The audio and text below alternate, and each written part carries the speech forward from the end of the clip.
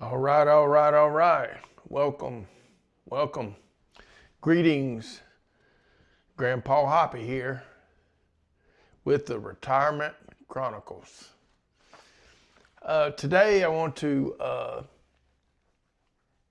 my heading for today's episode 2 is getting adjusted to my age. It's been quite a challenge actually, going through the last few years, retiring at age 57. Now I'm 63, and the last 5 years have really drastically changed. I think about my life as I went through my school years and then my working years. My entire life was a high activity life, very physical life. I think back as I played sports. I grew up in a manufacturing feed mill environment that my parents owned. And back then we had 100-pound feed sacks. Now they only have 50-pound feed sacks. And we manufactured the feed and put them into 100-pound bags. And I can remember loading people's cars that were, they'd back up to the dock, and the dock was like 3 feet off the ground. So we'd have to get down off the dock to put the feed into the car because it was at a lower level. I remember having, at 15 years old, a 100-pound sack on each shoulder, and stepping off a 3-foot dock. And I used to kind of like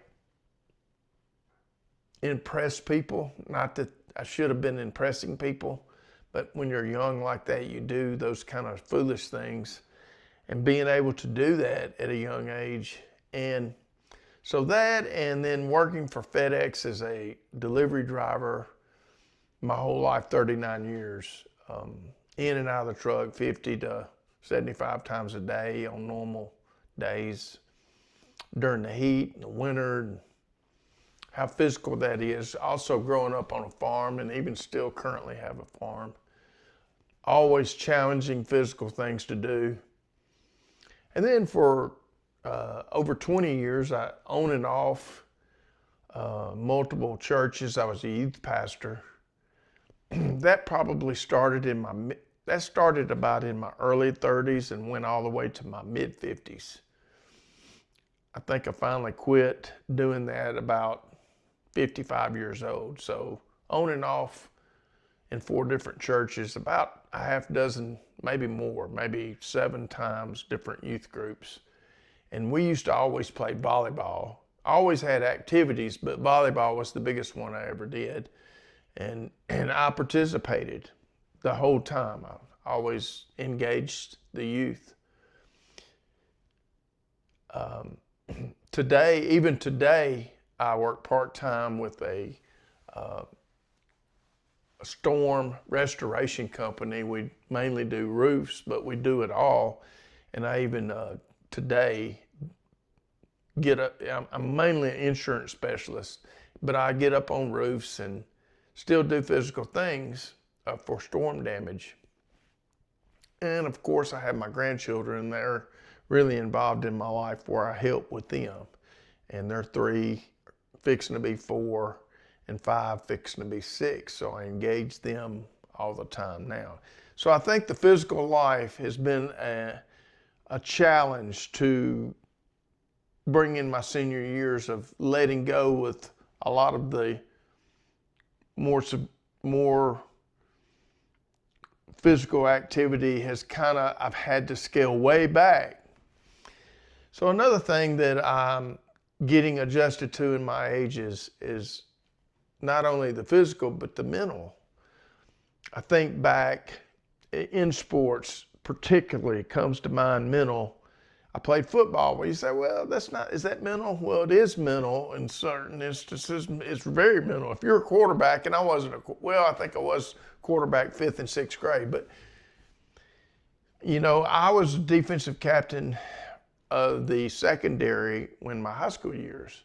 And the reason was I was able to memorize the schemes of all the defensive plays in the secondary. And I can remember back that the reason I was able to do that is because you had to be able to process information within a few seconds. And I was pretty good at that.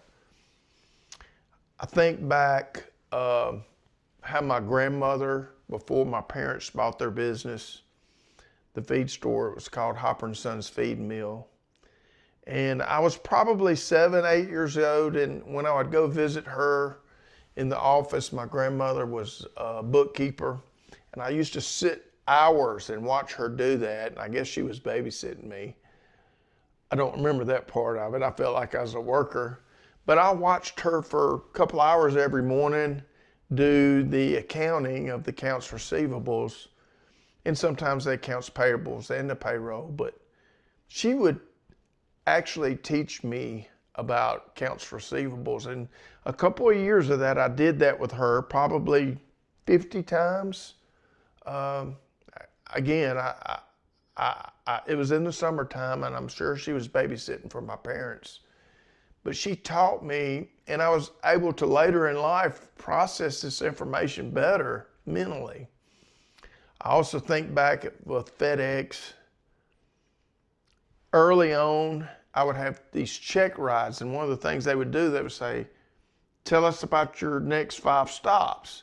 I was so good at that. Not only could I recite the next 5 stops, and that was one of the criteria of the check writer, which was in management, to tell about the stops you have from your memory. And I think back, that's way before digital, you didn't have all those digital assets. I could tell my manager every single stop I had for the day by address. And it would be 50 stops I could tell them. And I could tell them in the order I was going to hit them. That's how sharp I was. When I retired, finally, when I was 57 and I retired to the check writer, I couldn't even remember my next stop. And many times I would have to pull over and to see where I was going. So that's how mental goes from younger to older. I think now how we have these congressmen stay in Washington till they're 90, that I don't think that needs to happen.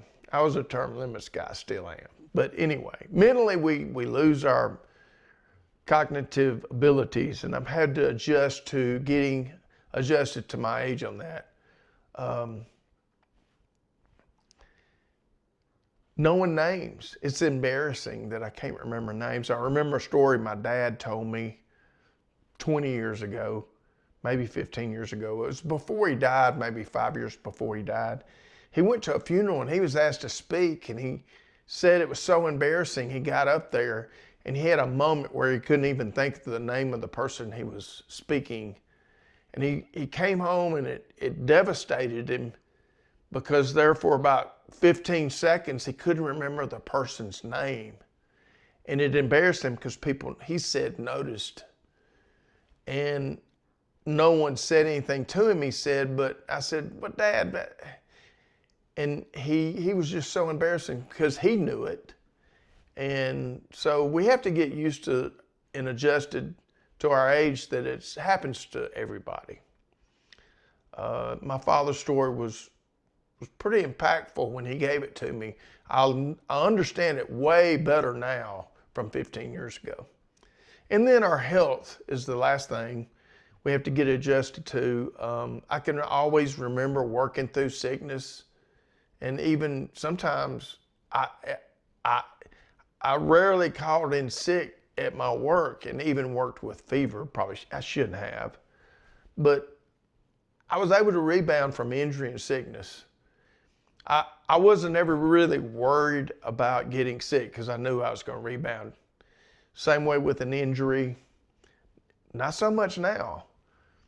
One of the things, and I'm going to end it, but one of the things that I think, when my uncle retired, Uncle Clay, I remember he retired early at 55 years old. And right after he retired 6 months, he got lung cancer and just passed away rather quick. He was only retired 6 months.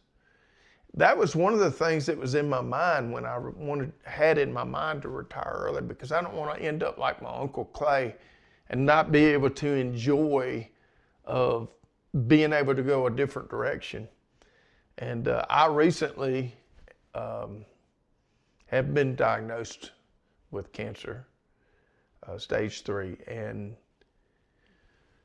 I don't want to be in the episode in a negative. Everything's good. I've gone through treatments and 6 months behind me, and things are good. But you know, it was trying. It was tough on me going through those treatments. Matter of fact, my hair turned gray in about a 1 month period. This time last year, I didn't have gray hair. I had some gray hair, but I didn't have this. So that's getting adjusted to my age can be challenging, whether it be physical, mental, and your health. And I'll share more about my cancer. I want it to be an encouragement, not a discouragement.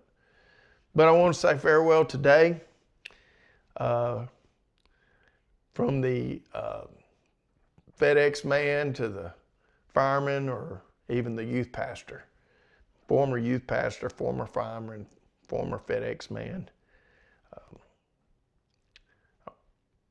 From the Retirement Chronicles. Talk to you next time.